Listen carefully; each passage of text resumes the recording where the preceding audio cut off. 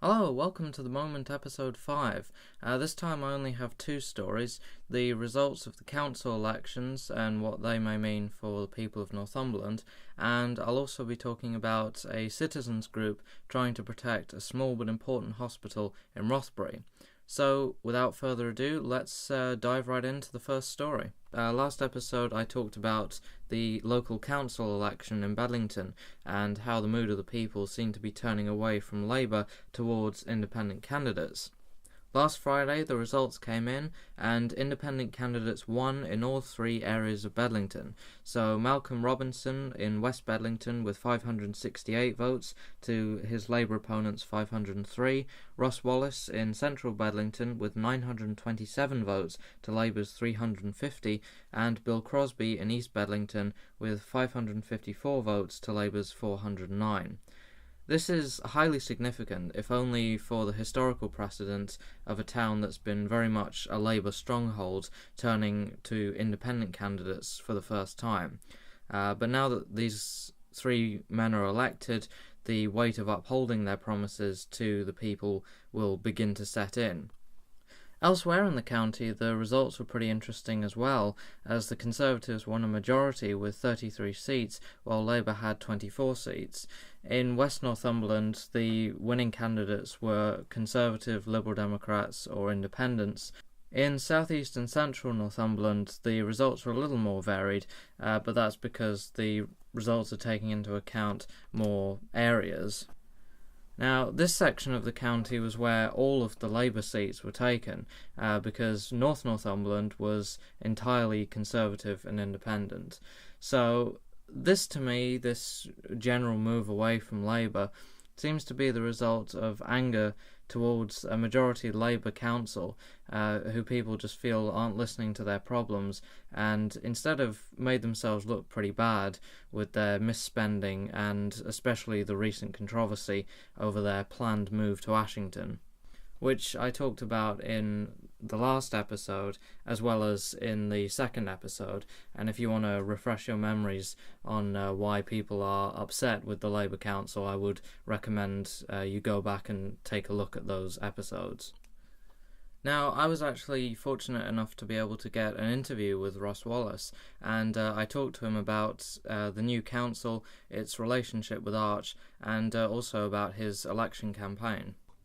Okay, so the first questions I wanted to ask is, how's the political landscape changed? Because I believe you ran in 73, didn't you?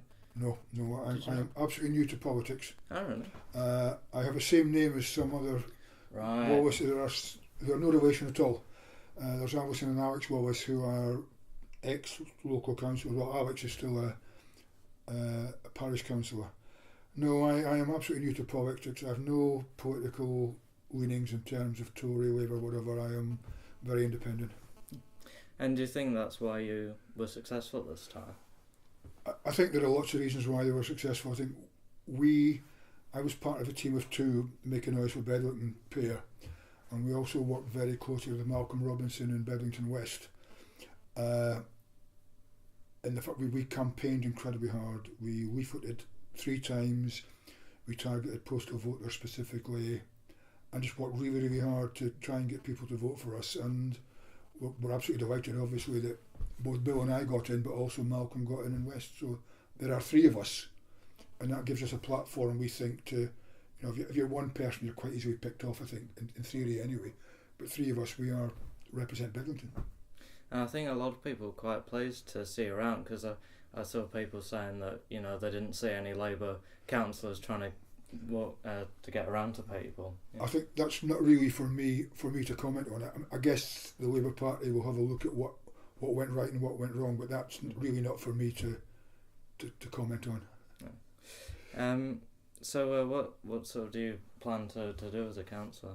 Well, we are a group of 3.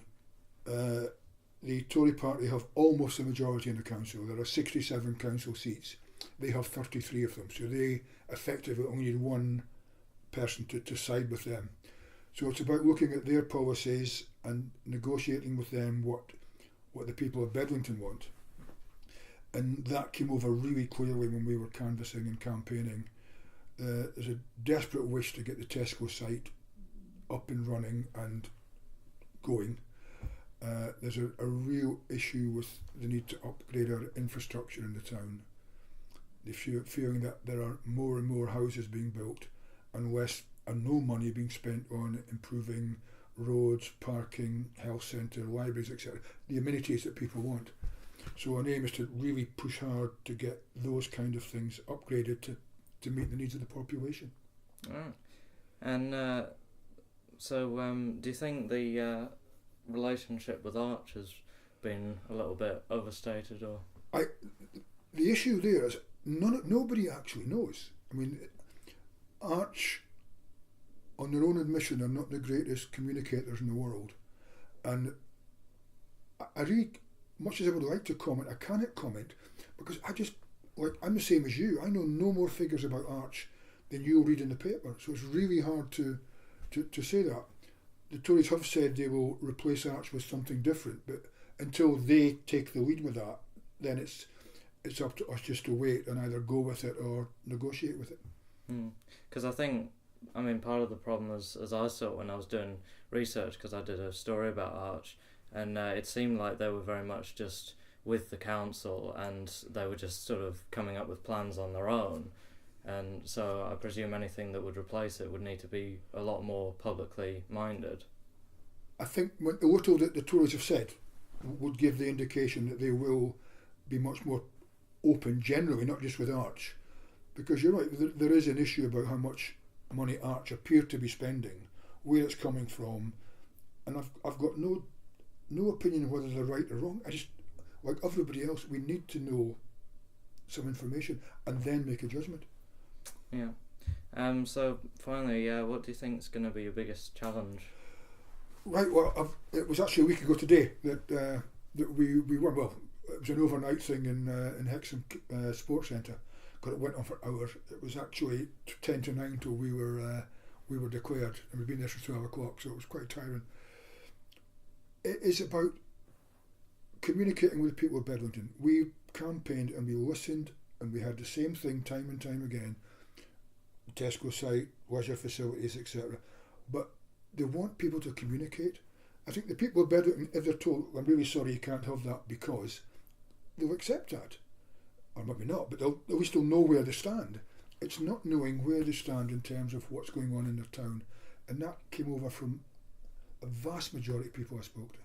And all of this comes back very neatly to the first episode of The Moment, where I talked about the anger in Morpeth, about the council's planned move to Ashington. And the reason for that is because the new council has made a very important first step by moving to halt the new council building plan, which would mean staying put in County Hall Morpeth. According to the Chronicle, the new Tory council leader Peter Jackson said, quote, "We're going to take legal advice and everything now, but there is no doubt that the people in Northumberland voted for County Hall to stay in Morpeth." This is without doubt a huge victory for the people who campaigned for change and who, through a very well-timed election, were able to get that change.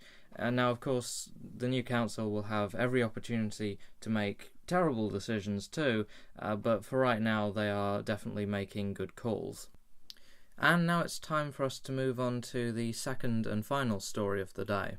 A campaign has started on Facebook to protect a small hospital in Rothbury. The group, known as Save Rothbury Cottage Hospital, came about in response to Northumberland's Clinical Commissioning Group, or CCG, closing the inpatient ward at the hospital last September. Now, on the CCG website, they talk about the proposal in full, which is for, quote, permanent closure of the 12 inpatient beds and shape existing health and care services around a health and well-being centre on the hospital site. They then go on to cite the reason for the closure is that half of the beds were occupied at any one time during the year of 2016. They say, quote, "This decrease in use follows the many medical advances which mean that patients are spending much less time in hospital after operation or serious illness." So there's a very big emphasis on efficiency here from the CCG. In fact, they have a bar chart showing the bed occupancy and how it's decreased from 65.9% in 2014 to 48.9% in 2016. And they talk about how the proposal would mean savings of £500,000 for the CCG.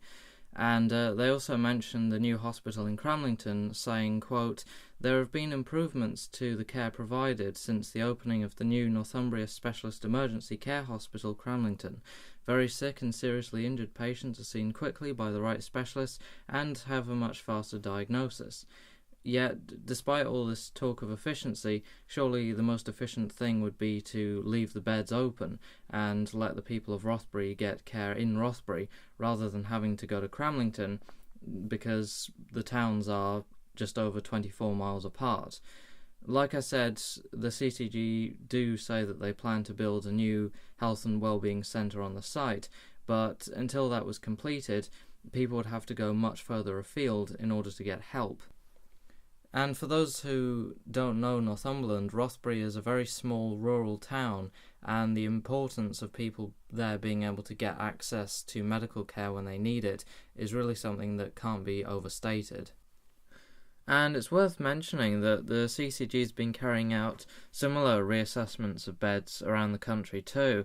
I'll read from their Fit for the Future document on intermediate care, which says, "An internal audit of patients in our current intermediate care beds was undertaken in 2015, which demonstrated patients were in beds when they could have been managed out of hospital if the right service had been offered/available. The patients were admitted to beds because this was seen as the right thing to do, and the beds were available. A significant number of patients could have had their needs more appropriately in out-of-hospital settings with a service provided by a domiciliary-based health/social care package. Not many of the patients were admitted to internal care beds to have management of a health need that required a long-term admission to an intermediate care unit." Now, in response, Save Rothbury Community Hospital have written a 50-page document talking about the importance of the hospital and the problems with the CCG's proposals. Now, next episode I'll be talking to David Blackburn, who's one of the members of the group, to talk about the problems himself, but I will go over now some of the details in the document. So to get some idea of the need for the hospital, they say, quote, "The catchment area of RCH contains 20 civil parishes. The 2011 census recorded that there were then 7,756 people living there. Approximately 80% of these were aged 18 and over, or around 6,200.